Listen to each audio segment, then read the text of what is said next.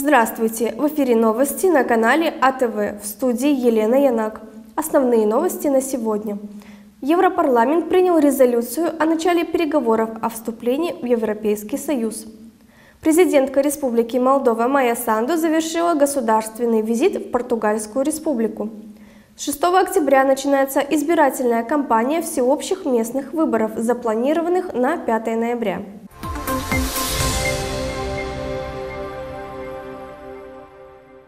Европейский парламент принял резолюцию о начале переговоров о вступлении Республики Молдова в Европейский Союз. По словам вице-премьера Нику Попеску, данная резолюция является признанием существенного прогресса в реализации 9 рекомендаций Европейской комиссии, передает IPN. Я приветствую сегодняшнее решение, что является сильным знаком поддержки Республики Молдова и европейского пути, который мы выбрали. Об этом заявил вице-премьер-министр Нику Попеску, министр иностранных дел и европейской интеграции. По его словам, резолюция является признанием существенного прогресса в реализации 9 рекомендаций Еврокомиссии с момента получения статуса страны-кандидата. При достижении этих важных успехов мы рассчитываем на поддержку стран-членов Европейского Союза, чтобы получить положительное решение во время заседания Европейского Совета в декабре, что позволит начать переговоры о вступлении, сказал министр.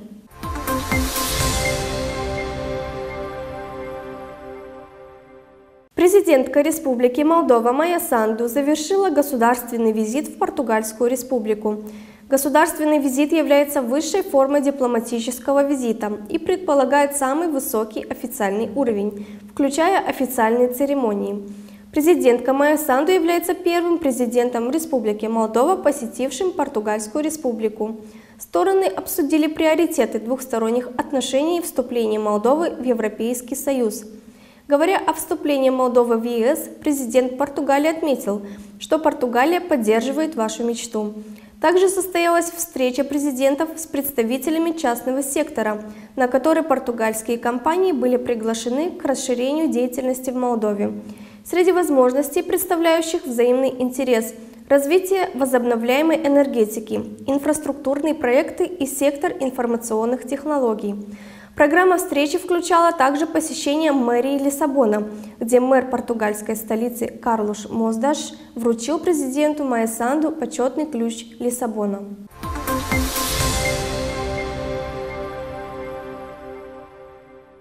С целью снижения риска дорожно-транспортных происшествий несколько экипажей Неспоренской полицейской инспекции и патрульной службы Унгена Неспорены работали в усиленном режиме. Подробнее в репортаже наших коллег Албасат ТВ.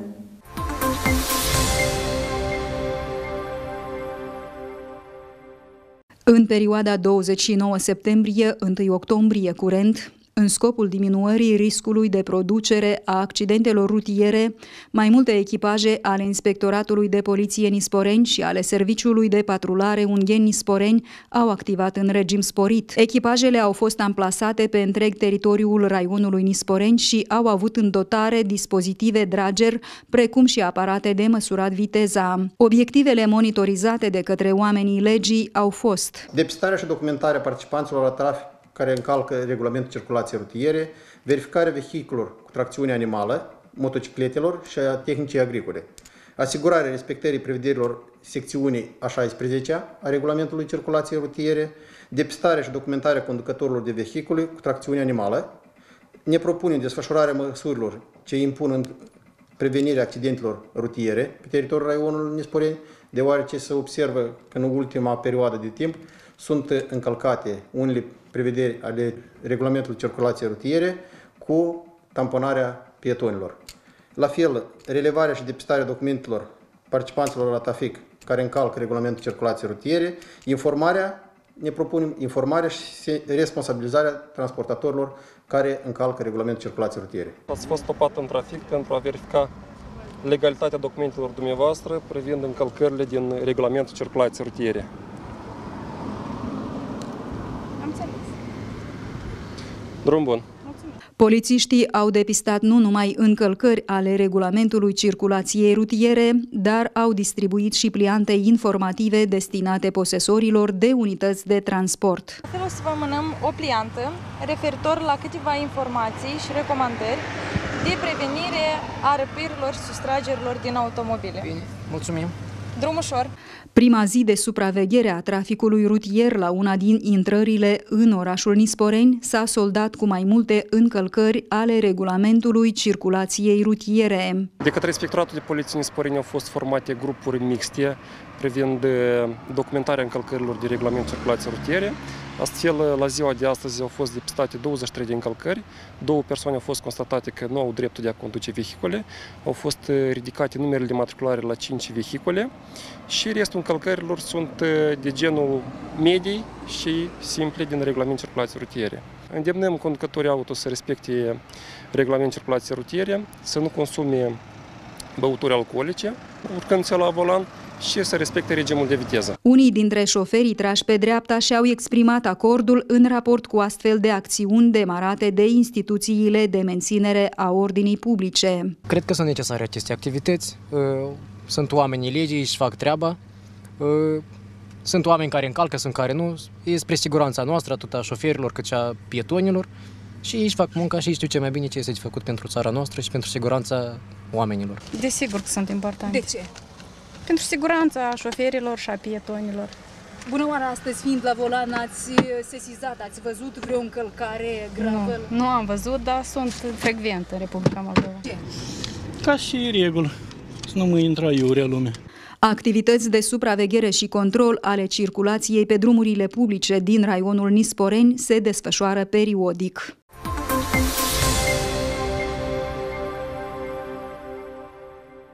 В День учителя в лицее Матиевич из Каушен преподаватели заняли место учеников. На уроке румынского языка и литературы познакомились с романом «Листья тоски» Иоанна Друцы. Они театрально исполняли отрывки из оперы, спели песню на тему романа и сделали плакат. Как креативно прошел этот праздник, смотрите подробнее в репортаже ТВ Каушень.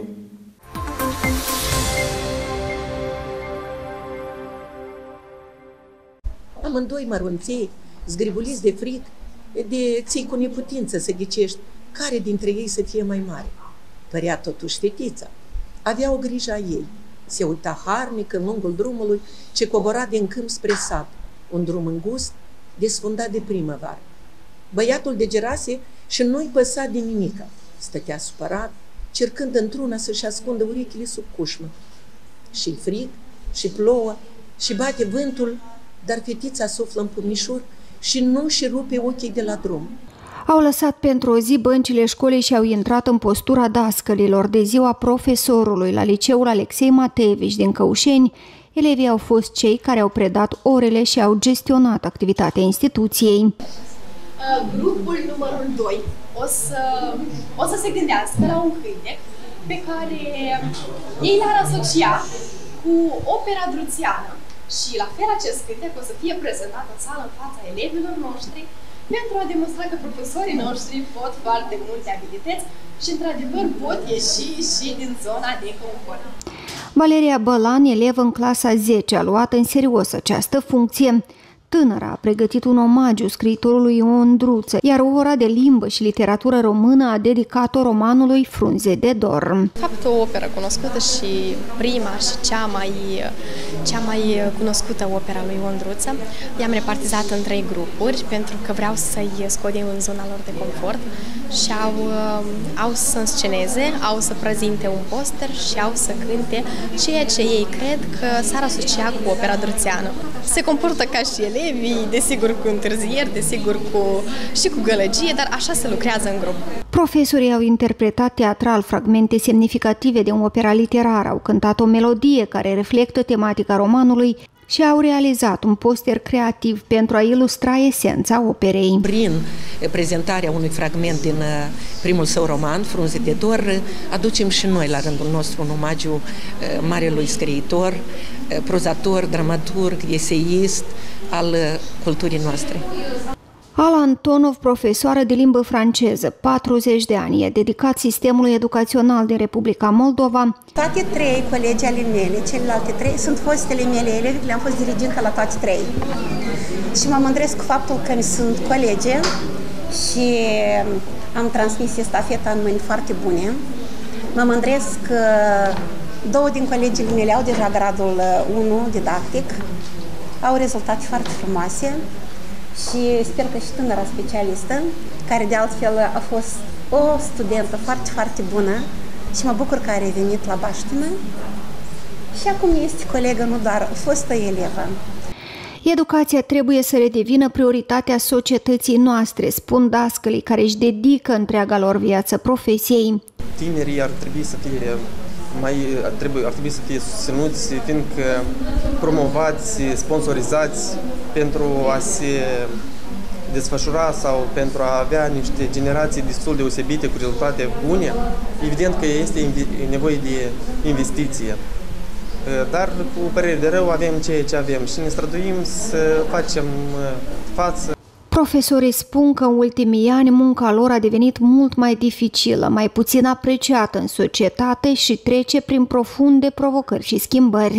La reforme, eu aș spune două lucruri. În primul rând, un salariu mai motivant, dacă ar fi schimbat, pentru că salariul de bază este 6.000 de lei. Toate celelalte, ca să le obții experiență, grad, asta durează foarte mult ca să ajungi la o cifră, nu știu, de 90.000 de lei. Iar punctul 2, eu un pic aș mai scoate din birocrația care este. Pentru că noi, în fond, de la ora 8 până la ora 14 avem ore, dar după 14 până seara târziu, asta e tot mapa catedrii, mapa dirigintelui și foarte multe. De mult se discută ca să mai scoată din toate hârțoagele pe care noi suntem înzestrați, dar văd că pe ani ce trece tot vin mai multe, mai ales acum în calitate de dirigent, ca să vă dau un exemplu, pentru fiecare elev separat, în parte, trebuie să faci o fișă de analiză și autoevaluare.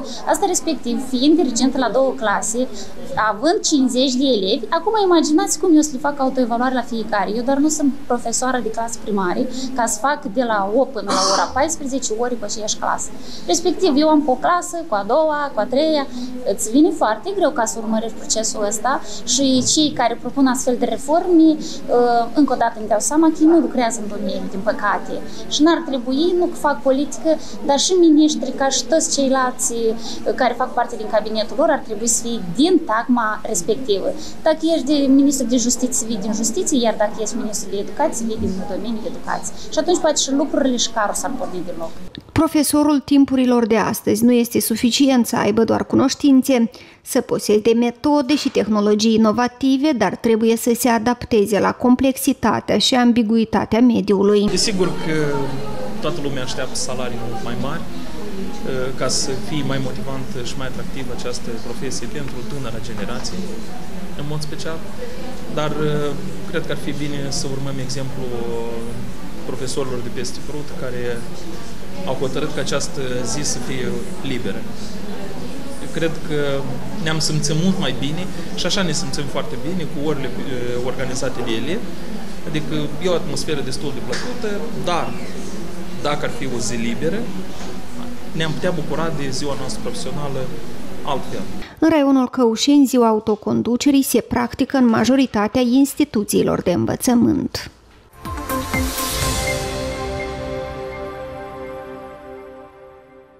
Рубрика «Выборы-2023».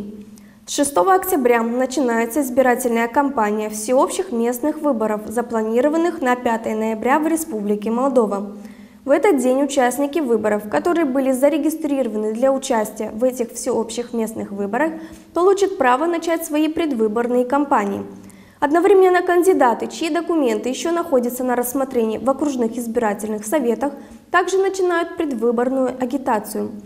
Это означает, что участники выборов теперь имеют возможность встречаться с избирателями, а местные органы самоуправления должны обеспечить равные условия для проведения таких встреч. Центральная избирательная комиссия напоминает, что согласно Кодексу о выборах кандидатам запрещено использовать административные ресурсы, включая запуск инфраструктурных проектов или закупки из государственного бюджета, а также использовать оборудование и общественные ресурсы. Государственные органы и приравненные к ним организации не могут предоставлять участникам выборов общественные блага или услуги, кроме как на основе договоров.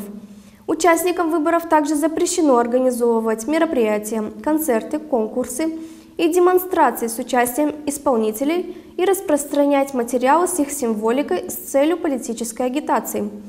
ЦИК призывает всех участников выборов следовать положениям избирательного законодательства и подчеркивает, что проведение выборов должно соблюдать демократические принципы, такие как прозрачность, справедливость, равенство и уважение, чтобы результаты выборов отражали волю избирателей.